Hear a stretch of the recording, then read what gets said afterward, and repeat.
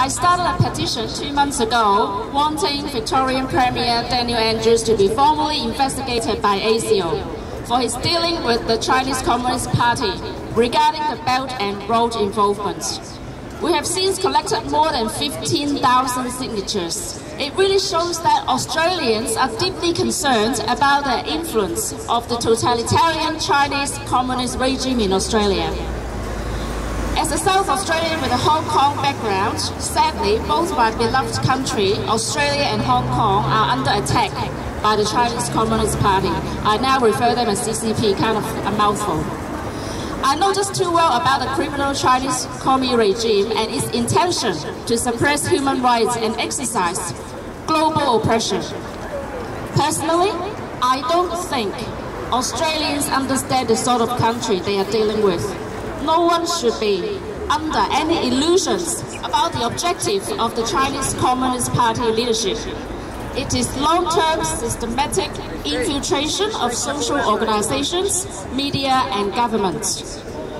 The Belt and Road is just a very obvious means of achieving the Chinese Communist Party's political and economic infiltration in Victoria, and indeed across Australia. We will hear more about that later, and for now, I would like to pass the microphone to Morgan. Thanks a lot, Fiona. Would you guys like to welcome Fiona? She's doing a great job. Put your hands together.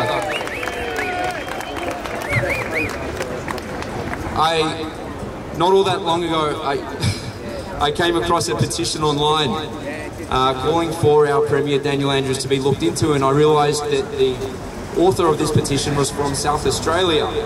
And I thought to myself, this is brilliant. Someone from South Australia cares about us here in Victoria. And it was Fiona, this lady right here. So I got in touch with her. We had a talk. I said, hey, I love what you're doing. She said to me, how about we put on a demonstration out the front of Parliament House? And I said, let's do it. And we're here today.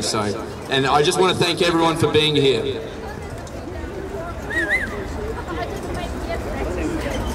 All right, so I've written a bit of a speech. I'll try to keep it sort of concise. So here we go. Under the About Parliament tab on the website, parliament.vic.gov.au, it clearly outlines the powers assigned to the Federal Parliament, which includes defence, trade, foreign affairs, immigration, and the powers assigned to state parliaments, which include things like law and order, schools, hospitals, and water. Now, I'm not a lawyer, nor by any means a constitutional expert, but when I read the news about 12 months ago that Daniel Andrews had taken a trip to Beijing to directly meet with state officials from the Chinese Communist Party and signed a memorandum of understanding connecting Victoria to the Belt and Road Initiative, I couldn't help but feeling very concerned. My initial reaction was that surely this type of foreign policy should fall under the federal government and not under the power of a state premier. And as it turned out, I wasn't alone in my concerns. To date, several concerns have been expressed by many of our nation's leaders, including Victorian One Nation President Esther Baker, former ASIO boss Duncan Lewis, Leader of the Opposition Michael O'Brien, former Federal MP Michael Danby, Minister for Home Affairs Peter Dutton, and Prime Minister Scott Morrison, who himself said, and I quote, "Foreign policy is the domain of the Commonwealth Government." So when I read through the website of Mr. Andrews, it appears to me that the type of language used connecting Victoria to the Belt and Road Initiative and the agreement between Victoria and China, it looks to me almost like Daniel Andrews is taking the role of a Prime Minister instead of a Premier, in which case he should probably throw his hat in the ring and take a run at Federal Parliament.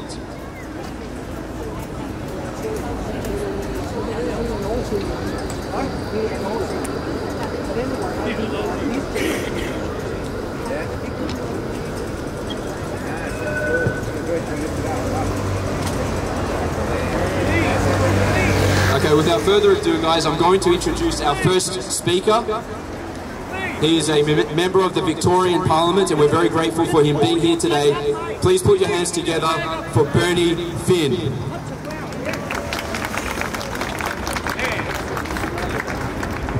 Thank you very much, Morgan, and thank you to all for being here today. I think it's a very important issue and one that has only just scraped the surface. There's a lot of people out there don't know what's going on in this state. And that's very, very deliberately done by our Premier. He's got a lot of answers to give. There are a lot of questions out there that need to be answered, and only he can give them. What sort of deal has he signed up with the Chinese government? What has he done? What has he done to Victorians for generations? What has he done? What are we owing the Chinese government for perhaps generations to come? We don't know. How long before the Chinese government steps in and says, we'll have the metro tunnel? It might even be before it actually gets open, which wouldn't be hard in a minute, I've got to tell you. When will we know, as Victorians, when will we know what Dan Andrews has signed us up to?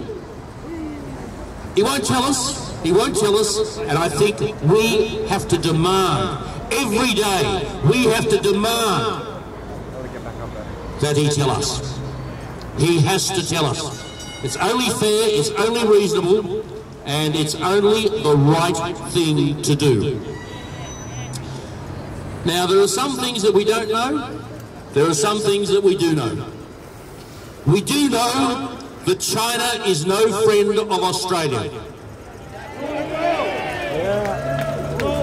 We do know that China is run by barbarians. We do know that the Chinese Communist Party has no respect for its own people. We know that it has no respect for the human rights of those people. We know that it even kills its own people. We know that the organ harvesting is happening on a daily basis. People that they don't like, they just lock them up and harvest their organs. What sort of a government does that to its own people? Do we really want to be in bed with these characters? I wouldn't have thought. I wouldn't have thought. So I today have a message for Daniel Andrews, and it goes like this. How dare you? How dare you put the future of our state in jeopardy? How dare you steal the childhood of our children and their children? How dare you keep the people of Victoria in the dark about what you have done, about what you have agreed to with the Chinese Communist leadership? Daniel Andrews, how dare you do this to every Victorian? It's not on. It's not on. Well, he's a lot of things. I'll give you that. He probably is. But there's a few things that I could call him out here, and probably best that I don't. What we all need to do is to keep the pressure up. Now, there's a good turn up today, but there should be a lot more people here purely because they don't know about it. They're not here. They don't know. They don't realise what's happened. And unfortunately, because people don't take an interest in public affairs, because people don't take an interest in politics, all this slips by them. All this slips past. And we unfortunately allow these things to happen by default. So it's our responsibility to get the message out there. It's our responsibility to tell our friends, to tell our family, to tell our workmates, to tell anybody and everybody about what Daniel Andrews is doing to Victoria. It's our job, it's our responsibility. If Daniel Andrews won't come clean with us, then we have to make the pressure so strong on him that he will have to tell us exactly what he has done. Ladies and gentlemen, thank you for coming today, and thank you for the invitation to be here. This is an issue that is not going to go away. In many ways, I wish it would go away, but it won't. This is one that is going to haunt us for many, many years to come. And that is something that is the truth. That is something that is a fact, and that is something that, as I said before, each and every one of us must stand up and wave the flag as we're doing here today and ensure that we find out, that we find out what is happening to our people in our own state. Is that a fair and reasonable thing? Is that fair? Is that reasonable? I would have thought so. Ladies and gentlemen, keep up the fight. We will win this one. And I say this is a good start, but the best is yet to come. Into here in Victoria. And you know, in my opinion, we can turn things around. We just have to start voting for the right people. Some of them are here today. You can say hello to them. Bernie, thank you again so very much. So guys, let's keep this show on the road. I want to introduce our next guest speaker. David Limbrick is the Liberal Democrats Upper House Member of Parliament representing the South Eastern Metropolitan Area. He was elected in November 2018 and has been a strong voice against authoritarianism and has consistently defended freedom of speech. So guys, thank you for welcome, David Limbrick. Thank you very much. It's so wonderful to see so many people here today in the cause of freedom. Ever since I've been elected, one of the things that I've defended vigorously is the principle of liberty and the idea that people should be free from oppression both here and around the world. So of course, those that support the principles of liberty should support the people in Hong Kong who are fighting against oppression. But oppression isn't just overseas. Oppression comes slowly, and it can come here as well if we're not vigilant.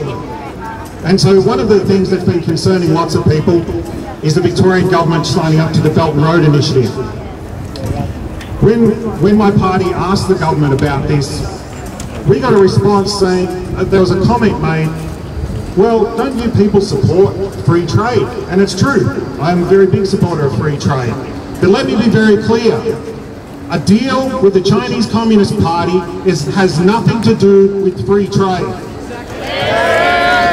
It is all about strategic interests. And let me tell you another thing, not everyone is so careful to defend our liberty in this state.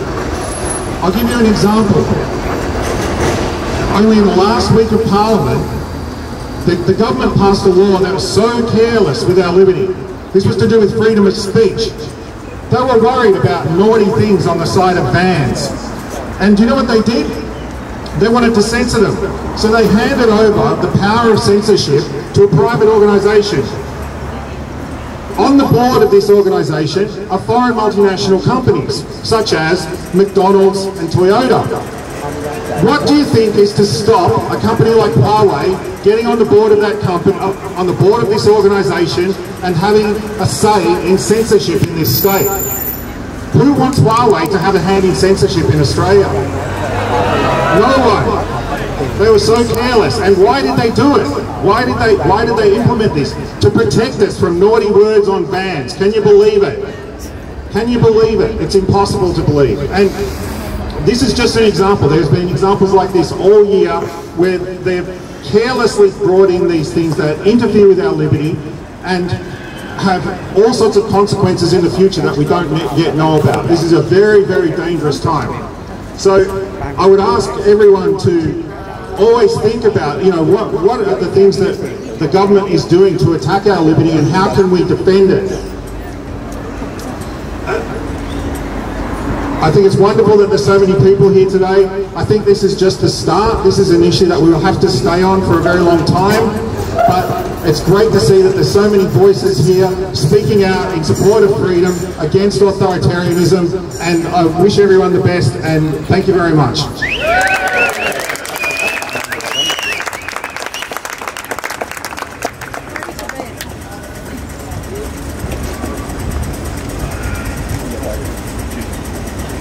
Thank you, David. Very good speech. I now have the Corrections and Community Safety, and is currently serving as the Victorian Shadow Attorney General. It's a great honour to have Edward to join us today. We, the people, appreciate it very much. Please join me in welcoming Edward.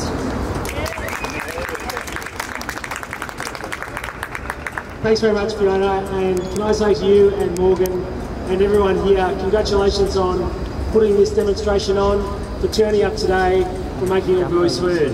And aren't we lucky in Victoria to have the right to protest, the right to express our views, to have views different to other people, and to be able to disagree in a civil and respectful way. So how about a round of applause for Fiona and Morgan for making today happen. Now today's about the Belt and Road project. Daniel Andrews sees himself as some sort of Tsar of Victoria, going up to China and being a big man on the world stage, entering into deals with the Chinese Communist Party and the Chinese government. But he signed us up to a dud deal.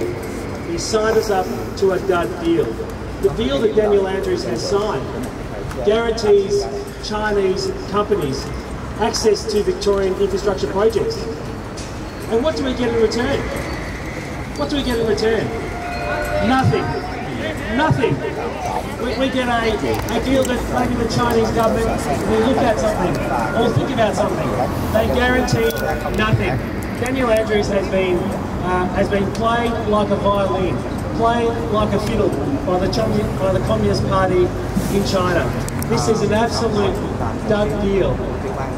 Now, as David said, it's the job of the Commonwealth Government, the job of the federal government to enter into country-to-country agreements. And Daniel Andrews didn't even have the courtesy or the respect to show ASIO, the Department of Foreign Affairs, or the federal government the final text of the Belt and Road deal before it was released. He's so arrogant, he thinks he knows best.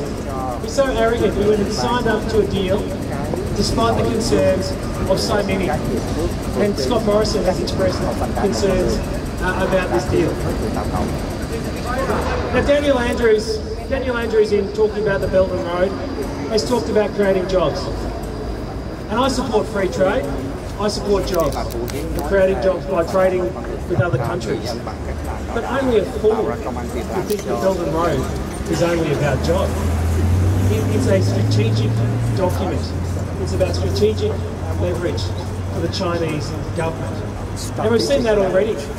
We've seen that in Africa, in Asia, in the South Pacific, the way the Chinese government has used the Belt and Road Initiative, not just for economic leverage and economic growth, but for political and geopolitical leverage as well.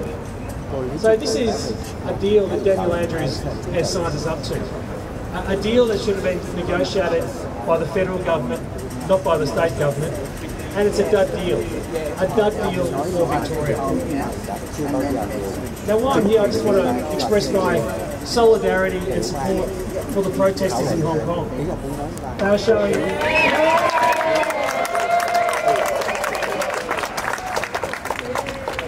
it's always important to speak truth to power, particularly near absolute power. And the Hong Kong protesters have showed remarkable courage in the face of violence and aggression and a very, very hostile Hong Kong police. They've shown remarkable courage, remarkable restraint, and they demonstrate the true dignity of democracy and individual rights and individual freedom. Now, ladies and gentlemen, it's not that long ago when the Berlin Wall fell, and there was a belief that democracy and individual freedom would flourish around the world. We'd see the fall of totalitarian regimes, single-party regimes, and we see the strength of democracy continue to flourish. There was a thought that as China became more prosperous, individual freedom would grow. But that simply hasn't occurred. It hasn't occurred in Hong Kong, despite the agreement, the 50-year agreement between the Hong Kong government, the Chinese government and the British government that was supposed to guarantee the rule of law to a dud deal with the Belt and Road. And we should always be putting human rights and the rights of people who have shared beliefs with us, with democracy and freedom, the rule of law, the freedom of the press, the right to protest. We should always be helping those around the world to share those values. And therefore I'm very pleased today to stand with all of you and stand with freedom-loving people in Hong Kong and elsewhere in China.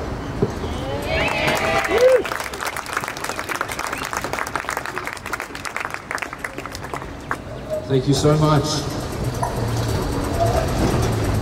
And guys, give another round of applause, please. Everyone Donahue. The fact of the situation is that there are many members of Parliament who won't speak out on this, so I just want to really emphasise the point that those who do, it really is a special thing, and it should give us Victorians a lot of hope. So guys, let's introduce our next guest speaker. If anybody understands the terror of what a totalitarian regime can inflict upon its people, it's Frank right here. Since moving to Australia, he has been proactive in his community and proactive in warning Australians about the dangers of totalitarianism. He's the editor of the Tiananmen Times, and we're very, very proud to have him here today, so please put it together for Frank. Hello, good afternoon everyone. My name is Ron Jie. I am from the mainland of China. I was born in mainland of China. I was educated in China, mainland of China. I know the communists very, very well. I studied the communists over 10 years. Today, we are here not for ourselves, not only for you, for everyone in Australia, for the whole country of Australia, for the peace of the world.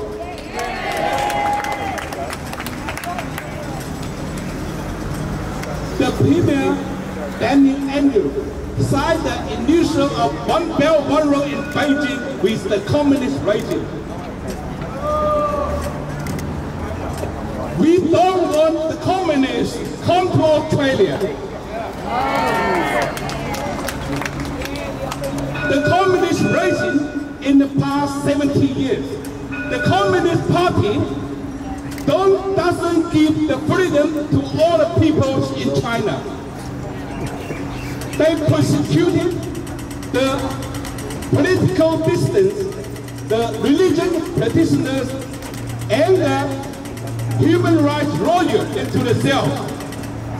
And also, they killed the protests in Hong Kong in past few weeks. And also, they brought the Uyghur people in Xinjiang into the campaign. They don't respect the human rights of the Chinese people.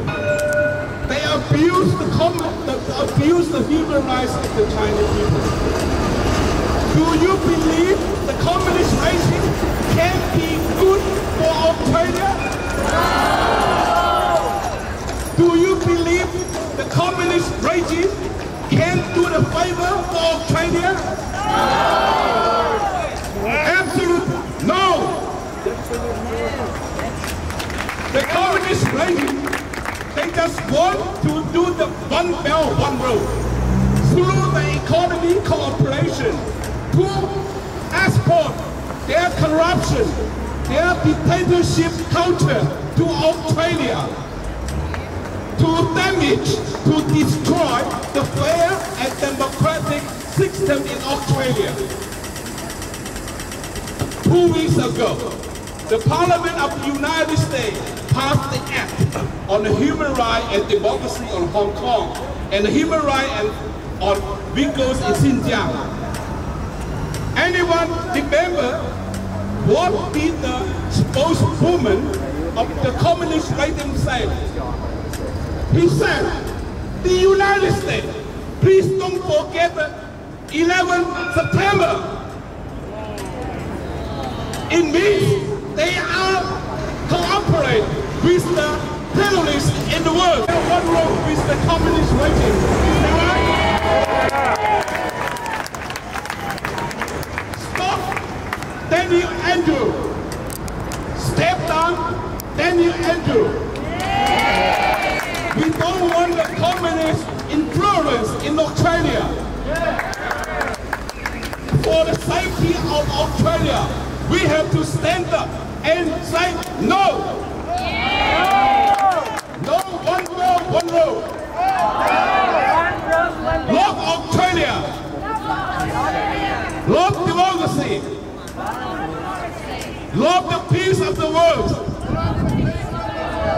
No communists in the world. No one belt, one road. Please go away, Daniel Andrew. Okay, thank you everyone.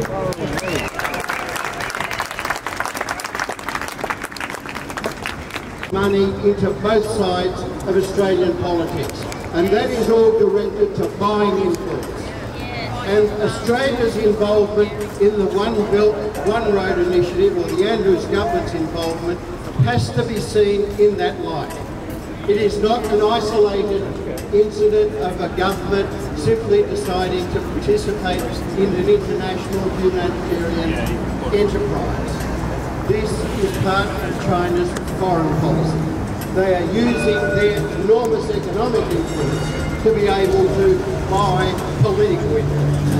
And what we see with the One Belt, One Road initiative, as we've seen in relation to attempts to corrupt the Australian political process, of buying influence with Australian politicians by free trips to China and so on, a systematic attempt to subvert the political structures of Australia in the interests of the Beijing regime.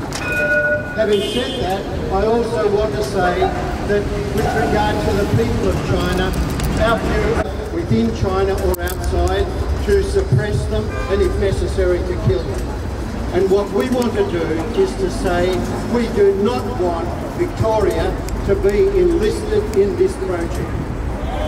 We want Victoria to be able to run itself. We do not need the cooperation of Chinese corporations in the running of Victoria's infrastructure projects. We want to make sure that the government of Victoria is totally independent of foreign political influences. And this is important, therefore, to stand up and to say no to the Belt and Road Initiative. And just a word also to our friends from Hong Kong. What we've seen in Hong Kong in the last 6 months has been heroic. It has been a mass movement of the people to stand up against repeated attempts by the Beijing regime to extend its control over Hong Kong so as to turn Hong Kong into just another Chinese Communist Party controlled city. A couple of weeks ago, overwhelmingly we do not want you to control. And just as the people of Hong Kong and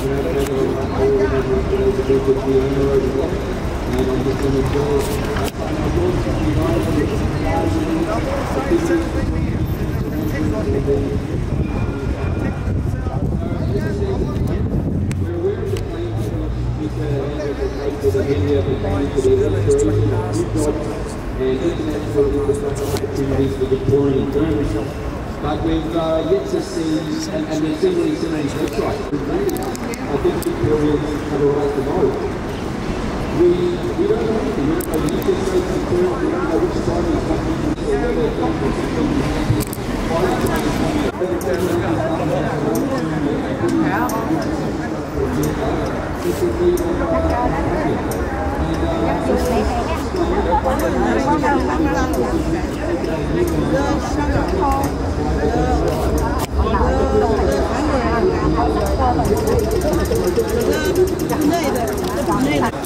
Assets over to China, essentially resulting in the loss of sovereignty into the hands of one of the most oppressive regimes on the face of the earth. Small things and big things.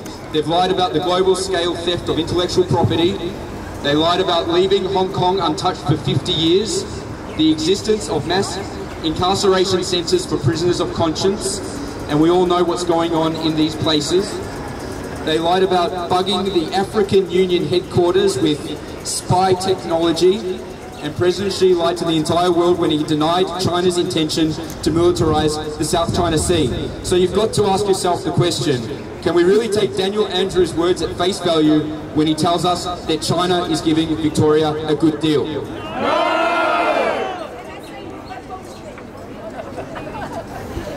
The Belt and Road Initiative has widely being labelled as predatory with an underlying insidious agenda of advancing CCP influence around the world at the expense of exploiting resource-desperate nations by promising wealth, opportunity and the prospect of eliminating poverty. But in many cases, these nations are left with billions of dollars of unsustainable debt and therefore forced to slash social spending to keep up with payments. In most cases, BRI agreements stipulate that the borrowing nation must hire Chinese firms over local firms, use foreign workers over domestic workers, and imported materials over locally produced materials. And all throughout the world, we're hearing the same complaints: overpriced infrastructure, unsustainable loans, and substandard workmanship. Countries that fail to make their... We've already lost so much here in Australia, from land, real estate, infrastructure, critical infrastructure such as electricity grids, pipelines, hospitals, big Australian corporations, mining rights, farms, water rights, and several of our country's ports, including our most strategic port, the Port of Darwin. Now, whilst our officials in Canberra talk about how great foreign investment is, it's important to note, and I'm not against foreign investment, but I would advocate for smart foreign investment. It's important to note that once rights and companies are sold, we don't get them back and profits flow out of Australia. And it's also important to note that every Chinese corporation is intertwined with the Chinese Communist Party, and the more of our country we part with, the more control we hand over to China. We see what's going on with the spies. We saw, with the planted candidates. This is not a good situation, and I think we're at a point where it's very, very urgent. And if we don't act now, we very well could end up in a position where there's no coming back from. So, guys, I just want you to remember this, and this is not my wisdom, this is very, very old wisdom, and that is that the borrower is the slave of the lender. Nations that become dependent and indebted to China must either become obedient to China or face potentially deadly consequences. Just look at what they're doing to the people of Hong Kong. And I think I speak on behalf of a lot of people when I say that we want to see our country's big projects awarded to Australian companies comprised of Australian workers and built with Australian materials.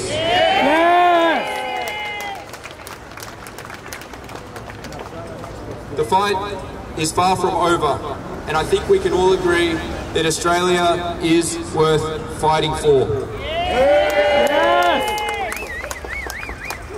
I am confident that if we vote for the right people, and we do have good people in office, and some of them are here today, we can turn this situation around, get our country back on track, because after all, the future of Australia belongs to Australians, not the Chinese Communist Party.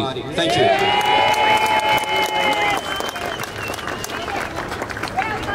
Well done, Morgan.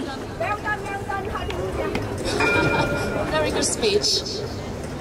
Thank you, Morgan, for giving us many, many great examples of negative consequences from countries who engage themselves in the Belt and Road. No doubt, it is the strategy of the CCP to take over our strategic ports and choke points for its global military and economic expansions through corruptions and loan traps. What I really want to highlight though today, and I hope what I'm going to say in the next few minutes, will be discussed in the federal parliament and within the Australian community much more extensively. I question why Dan Andrew is ignoring the bipartisan agreements in Canberra to fight Beijing's aggressive attempts to lock in our regional neighbours and Australia to the Belt and Road Initiative. I really question. Sold out. Why is he allowed to do that? And neither federal Labor nor federal government support Australia formally signing to the Belt and Road. Concerned about its strategic consequences as China seeks to expand its influence. Why is Dan Andrews ignoring multiple warnings from his senior leaders and ACOs? As a state government, Dan Andrews does not have the national security information like the federal government. We Australians all here today believe that Dan Andrews is not acting within our national interest at heart. Yes. In the first actual agreement, Belt and Road, Dan Andrews agreed to both financial and digital cooperation. I would like to point out that apart from the financial cooperation, also known as the debt trap, that we've already addressed, we also worry about what the so-called digital cooperation is about. Home Affairs Minister Peter Dutton has already warned the nation of the current CCP cyber attack in the Parliament and in Australian universities. If we don't stop this kind of digital cooperation, the CCP may as well be able to control our election outcome very soon. It is very concerning. I hope I'm wrong. But my prediction is that Dan Andrews will introduce Huawei to Victoria. I hope that Dan Andrews can prove me wrong. We know that Huawei is a telecommunication giant whose founder was a former CCP army officer. Really? Do we really believe that Huawei is not owned by the CCP? No. Do we want to be under the surveillance and spying by allowing the Huawei network in Victoria? No! Never. Let's don't be naive. The Belt and Road and Huawei goes hand in hand together. When there's Belt and Road, that's where Huawei. You watch. I hope that Victoria is not going to have the Huawei network in the next year or two. No Huawei! No Huawei! No Huawei! No Huawei! Do you know that Huawei is now allowed in Perth trains and in New South Wales public transport networks? Seriously? I hope Victoria is not the next victim, but it is looking quite likely if the citizens remain quiet. If you remain to be the quiet Australian, that may as well happen. There have only been a few articles about this, and I suspect a lot of backdoor secret deals are being made as we speak. We should demand more transparency. Investigative journalists have the responsibility to dig deep into this area for public interest. But Dan Andrews ignore all this. He has decided to work with thugs and criminals. What does that make him if he works so closely with thugs and criminals? A traitor! He's a traitor! He is a traitor. He's a liar. Daniel Andrews ignored China's Communist Party's 7 years of continuing massacres on a large scale, enslaving, organ harvesting, starving, threatening, oppressing, and otherwise abusing their own citizens. Ignoring China's killing, torturing, bullying, impersonating, and discrediting democracy-seeking Hong Kong protesters. Ignoring China's destroying of our planet and rampantly stealing of intellectual properties and assets from companies and governments around the world. By having such an intimate relationship with China's communist regime, Daniel Andrews' ethical leadership quality is in question. Do you think Dan Andrews is ethical? No! And we do not believe that he put Australia's interests before that of China. Please make sure you ask your Premier to terminate the Belt and Road deal immediately. According to the current contract, it can be terminated. He has to do it right now. Please continue to speak up about the Chinese influence in Australia. Please do not be quiet. I'm not sure whether you're aware, I have started a petition about 1.5 months ago to demand ASIO to formally investigate Dan Andrews' dealings with China. So please continue to speak up, and remember, you have the power. Power to the people to vote out all the red politicians. In 3 years' time, you will be voting for a new Premier. Are you going to vote for Dan Andrews or not? No! Please save Australia! Yes! Free Australia! Free Hong Kong! Free Hong Kong! Thank you.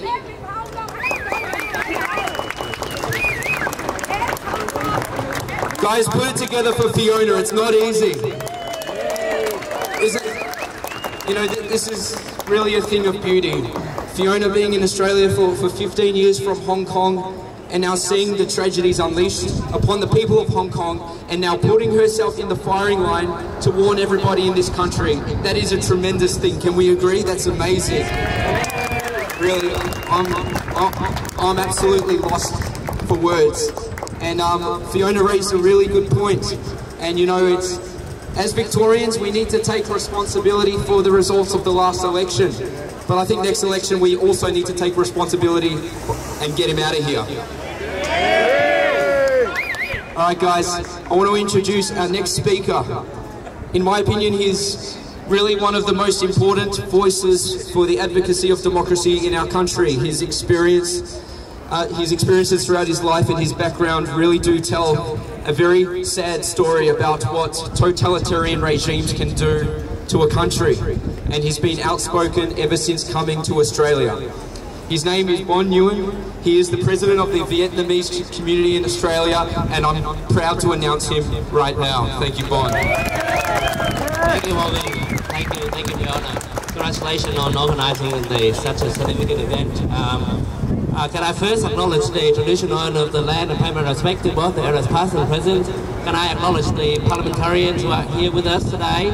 Can I acknowledge the organizers and also community leaders and my fellow Australians as well? I got the microphone and I want you to be my voice and I want my voice to be yours as well. So I want you to help me with my speech. So when I said that, stop silent invading Australia, I want you to say stop, stop, stop. Okay, because that is what's happening. That is what's happening. So try it out. Stop invading Australia! Stop, stop, stop! Stop invading Australia! Stop, stop, stop! Stop silent invading Australia! Stop, stop, stop! And you know what else, ladies and gentlemen? You know what else? China is actually, I saw one of the signs down there, China is actually, CCP is actually paying our Victorian teacher to teach our Victorian kids. What have they got to teach in terms of humanity and values? They got nothing. They are dictatorship. They are dictatorship, so why are we allowing them to teach our own children in our own Victoria here? This is our freedom land. So what do we want? We want CCP out of Australia. When I said I want CCP out of Australia, I want you to help me to say out, out, out, okay? We want CCP out of Australia now! Out, out, out! We want CCP out of Australia now! Out, out, out! Ladies and gentlemen, you know that we Australians enjoy our life, enjoy our freedom. We want to walk down the street feeling safe. In the city of Melbourne, we want to feel safe. We want to enjoy football. We want to enjoy cricket. But constantly, our values and our democratic right has been compromised. Compromised by the silent invaders of the Chinese communist regime, ladies and gentlemen. This is unacceptable. This is not acceptable. I'll tell you why. I am a Vietnamese. I came to Australia as a refugee. Like friend, I understand the dangers of the communist regime, ladies and gentlemen. In my view, the Chinese communist regime, it's a lot more dangerous than the Nazi, ladies and gentlemen. Why? Because at least with Hitler, you know where he stands. You can see that. But with the Chinese communist regime, you do not see it. And what you don't see, it's quite often a lot dangerous, ladies and gentlemen. And that is true. You have a look in history. Right in China, what have they done? They overtook Tibet. They overtook Tibet. They overtook actually the Uyghur people land. They took the right completely away from them. That within China. That is actually, they have that done with a very brutal and inhumane way. They actually arrested the Uyghur people and the Tibetan people, and they live organ harvesting them, ladies and gentlemen. This is inhumane. This is inhumane. What have they done next after they settled with China? They invaded Southeast Asia Sea. They built 3 airstrips in Southeast Asia Sea that have full capacity of actually for militarization. And what have they say? I think Morgan was saying earlier that they said that I'm not going to militarize in Southeast Asia Sea. What have they done? They did exactly that. They did exactly that. So they lie. Not only that they are inhumane, but they lie. The communist regime lie, ladies and gentlemen. In our community, I want to acknowledge this. They are our fellow Australians who has Chinese heritage, who want to protect Australia, who are constantly bringing the awareness of what they know to us. We should value that. They are our friend. The Chinese communist regime are not our friends, ladies and gentlemen. They should get out. CCP out of Australia now. CCP out of Australia now. Stop silent invading Australia now. Stop. Ladies and gentlemen, what next? What next? With Hong Kong. They said that Hong Kong will have 50 years, but only after 22 years. They want to actually rule Hong Kong. They didn't use their name. They issued the order to the Hong Kong police to do it. This is a danger, ladies and gentlemen. This is what I see, what I say about that. The danger that you cannot see is a lot more dangerous. Did you see that? It is another lie. So what happened? You think you can imagine for yourself? What happened after if they are conquer actually Southeast Asia Sea? What happened when they settle with Southeast Asia Sea? They will invade Australia. The one Belt, one road, my God. Whoever think that it's going to be benefits other employment for Australia. Our population is only what? 24 million. Chinese population is 1.476 billion. They have a huge problem in terms of employment than us. So they want to settle employment themselves, not for us, ladies and gentlemen. Wake up, wake up. Australia should wake up. It is. Yes. It is in their interest. It's never in our interest. If we sign any deal, we are a nation with a smaller population. We don't have the military capacity to actually settle it. If they have a dispute, they have the military to actually overtake Australia anytime.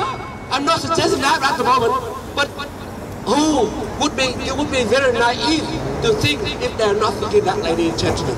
So I think definitely at the moment, Hong Kong campaign is something that we should support. Why? I tell you why.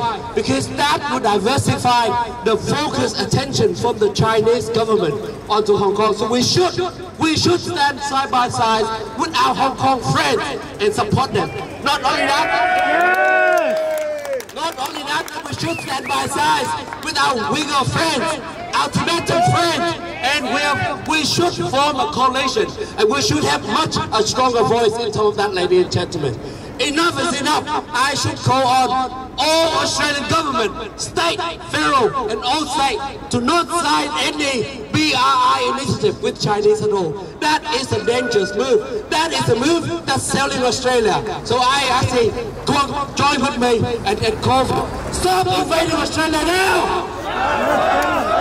Chinese communist regime out of Australia now. There is nothing wrong. I agree that we need to do trade, but there is nothing wrong to put a humanitarian value first. There's nothing wrong to actually put in characteristics of human rights issues in terms of trade. With the Chinese communist regime, I think that they are always on the upper hand.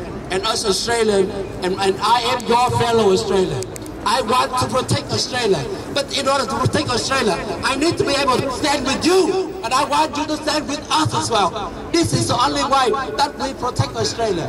We have seen how the communists took over South Vietnam, and we have seen the danger that is posed, right? Today, we are your fellow Australians, and if we see that there's a danger to Australia, we don't do nothing to it. We stand idle. How can we look at our children in the eye and say that Australia was in danger, but I didn't do anything? That is not right, ladies and gentlemen. So join with us and actually call for total freedom in Australia and stop invading Australia now. Stop invading Australia now! Stop invading Australia now! Stop invading Australia now! Thank you, ladies and gentlemen. We've all got a responsibility to make our voices heard. I think, you know, I think part of the problem we have in Australia is we tend to not pay attention to the political affairs, and we sort of just would prefer to watch sports. But I think we're really at a tipping point where average Australians need to start paying attention to what's going on. And you know, some people speak to me and they say, "Oh, it's too late. We've already sold out. It's gone. Australia's over." It's not. It's not. No, it isn't. It's not too late. I truly believe that we do have good people in office, as demonstrated today, and we just need to be smarter about how we vote, how we use our preferences. And I'm confident that we can have a great future, and we can keep the future for us. Because, you know, we're the people that deserve it. So, Fiona, is there anything you'd like to add? I just want to say to all Victorians, even Victorians across the road in the bar having a beer, not part of the protest, I encourage you to Google Belt and Road to find out more. And I encourage you to Google Dan Andrews Belt and Road to find out more. We are all Australians here, and we want Australia to belong to people who fully embrace Australian values. And the Chinese Communist Party clearly has very, very opposite values to Australian people.